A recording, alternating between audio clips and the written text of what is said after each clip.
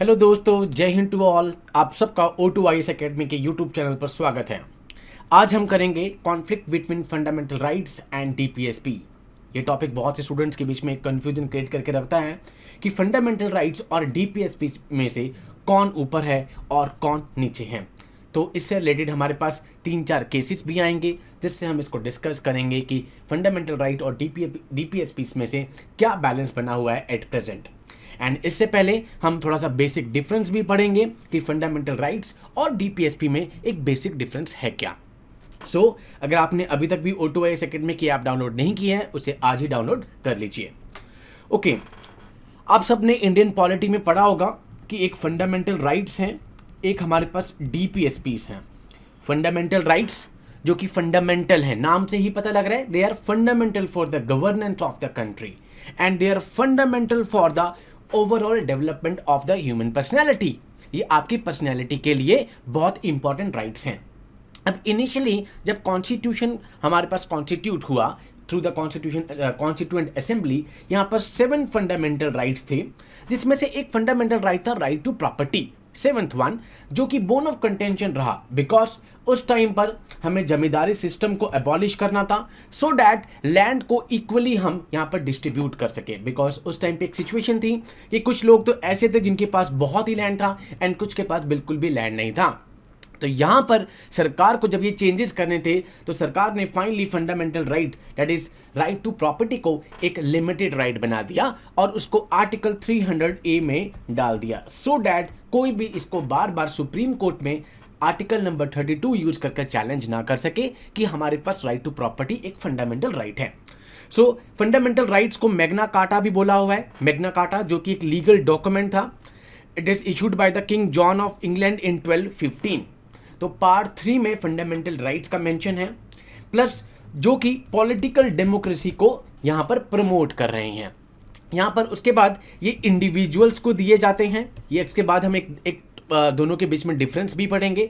On the other hand हमारे पास part 4 में DPSPs हैं, नाम से पता लग रहा है directive principles of state policies. These are the directives। ये डायरेक्टिव्स दिए जाते हैं टू द एग्जीक्यूटिव और एडमिनिस्ट्रेटिव बॉडीज कि आपको लॉ बनाते हुए इन डायरेक्टिव्स को ध्यान में रखना है। बट फंडामेंटल राइट और DPSP में एक मेजर डिफरेंस ये है कि जो DPSP हैं वो इनफोर्सेबल नहीं है। अगर आपके DPSP यहाँ पर वायलेट हो रहे हैं तो आप सुप्रीम कोर्ट में रीच आउट नहीं कर सकते।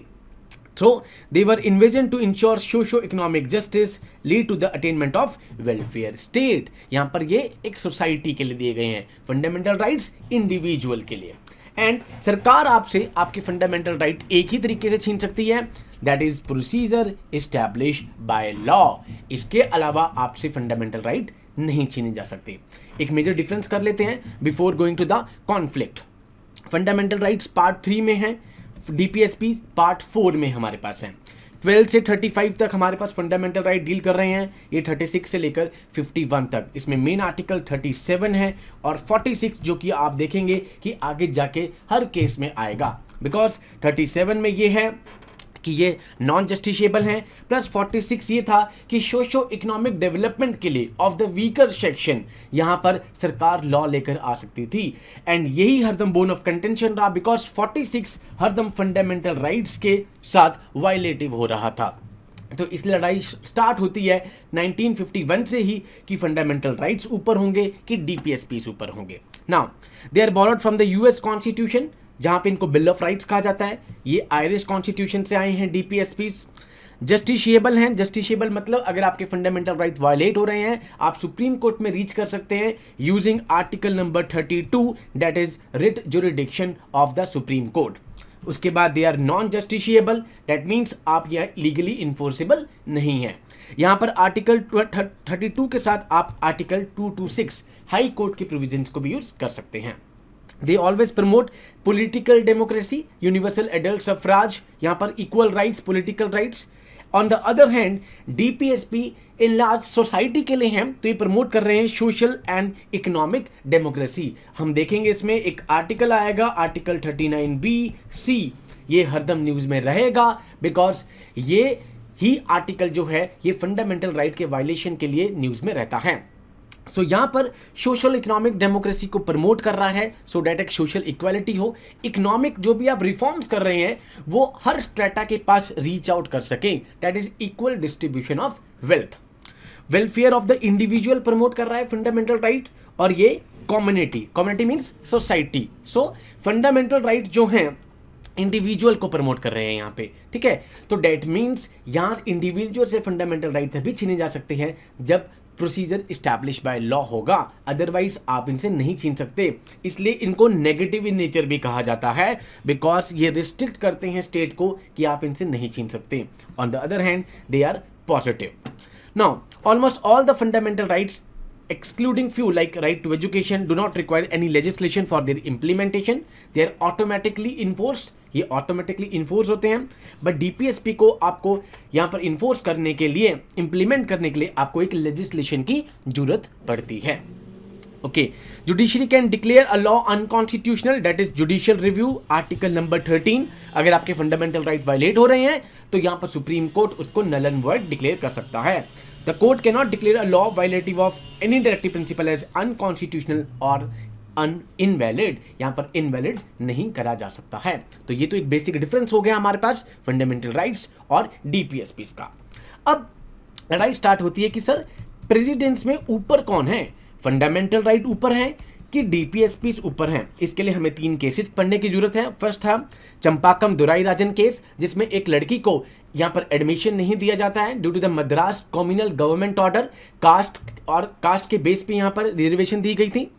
उसके बाद गोलकनाथ केस आता है हमारे पास, उसके बाद Kesavananda Bharati case, then Minerva Mills case, जिसमें फाइनली ये कहा गया कि there should be a harmony between fundamental right and DPSP. So हम इन सभी केसेस को एक एक करके अब डिस्कस करते हैं। अब सबसे पहला केस हमारे पास आता है चंपाकम दुराईराजन केस।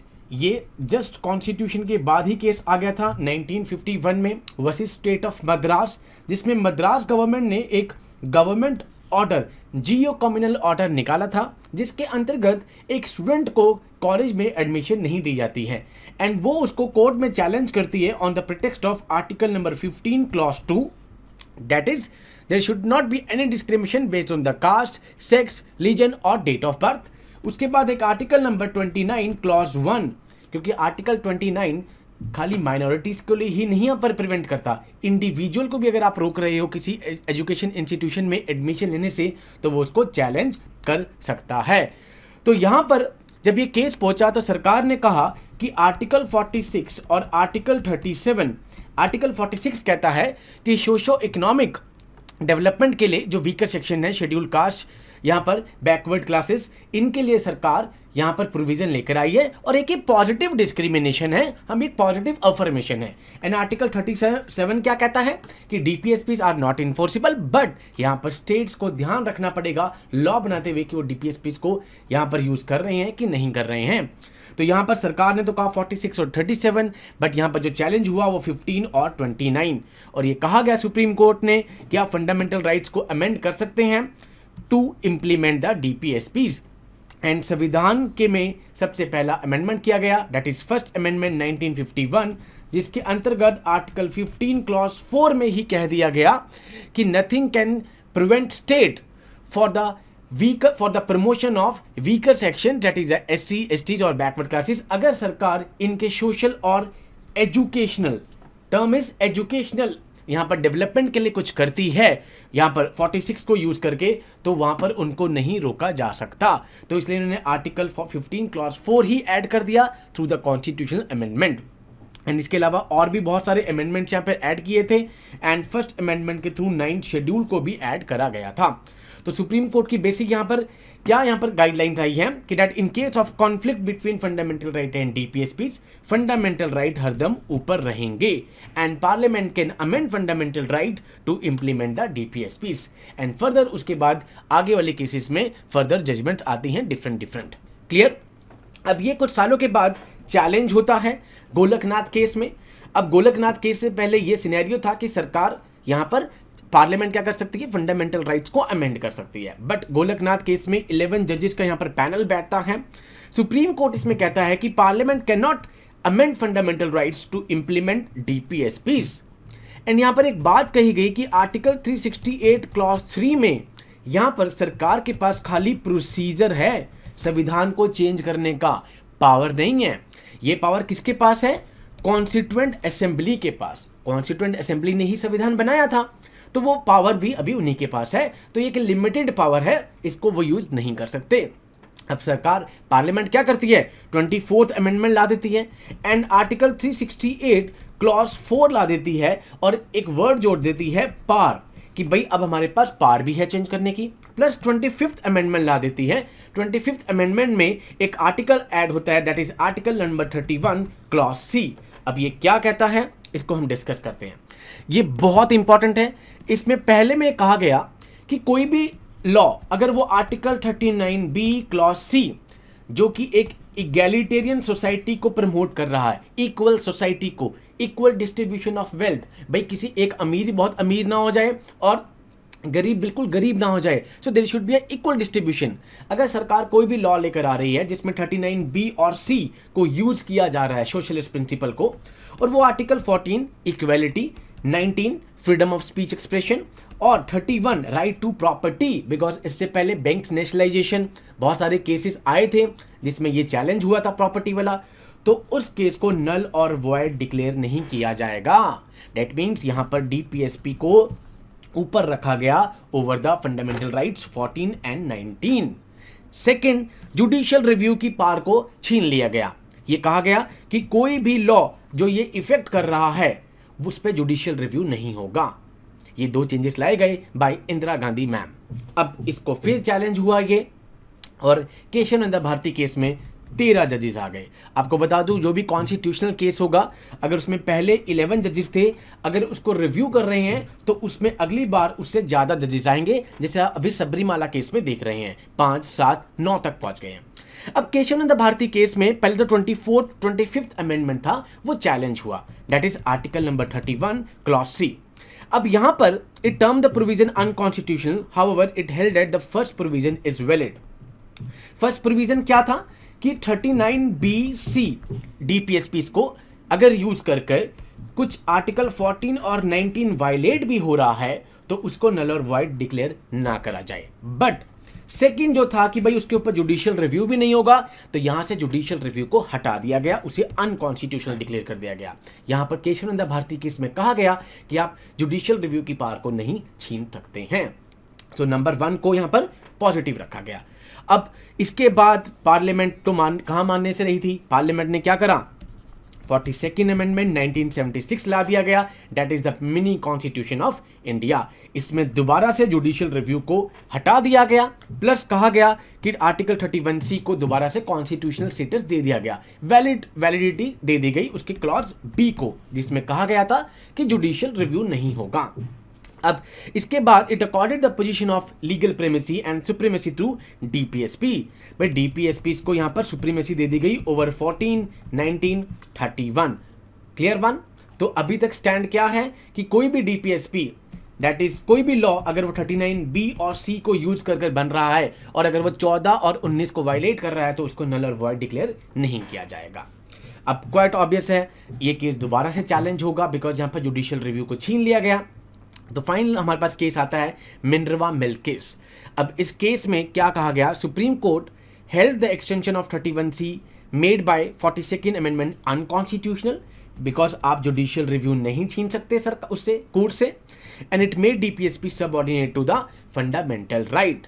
बट साथ साथ ये भी कह दिया गया कि Indian constitution is founded on the bedrock of balance between FR and DPSP। इन दोनों में एक बैलेंस बन के रहना चाहिए। क्लियर? तो सुप्रीम कोर्ट के यहाँ पे कुछ रूलिंग्स आई थी। नंबर 1 कि ये दोनों कोर ऑफ द कमिटमेंट है।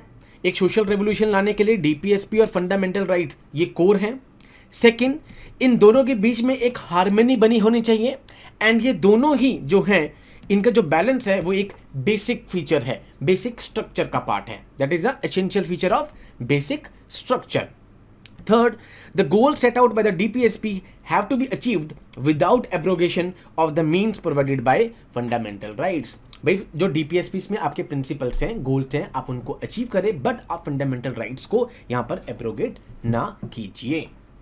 तो फाइनल स्टैंड अभी अगर मैं आपको कहूं तो ये है कि today the fundamental right enjoy supremacy yet DPSP can be implemented. तो अगर हम नंबर 1 पे रखें तो all fundamental right except 49-19, number 2 article number 39 clause B clause C, third that is article 14 and 19, and fourth all DPSPs except 39B and C, but there should be a harmony between fundamental rights and the DPSP. The parliament can amend fundamental rights for implementing the DPSP as long as they are not destroying the basic structure. Basic structure क्या होता है sir? Basic structure Kesavananda Bharati case में आया था, जिसमें कहा था कि जो हमारी मूलभूत ढांचा है that is independence of judiciary, यहाँ पर सेक्युलरिज्म आप इनको नहीं छीन सकते। आप ऐसा नहीं कि आप संविधान में चेंज कर दो और जुडिशरी की इंडिपेंडेंस को ही छीन लो, आप सेक्युलरिज्म ही हमसे छीन लो। क्लियर? बिकॉज यहाँ पर क्या कहा गया है कि अगर आपने बेसिक स्ट्रक्चर को छीना तो उसको आर्टिकल नंबर 13 में नल और वॉइड डिक्लेयर कर दिया जाएगा। Clear? So with these words I am concluding this session. I hope आपको समझ में आ गया होगा कि एट प्रेजेंट फंडामेंटल राइट्स और डीपीएसपी में जो कॉन्फ्लिक्ट थी उसमें कौन सा ऊपर है और कौन सा नीचे है। इस केस में आपको इस कॉन्फ्लिक्ट में आपको ये चारों केसेस याद रखने हैं सो डैट आपको कभी मेंस में भी कोट करना पड़े तो आप इजीली कर सको। So with these words I am concluding session. जय हिंद टू ऑल।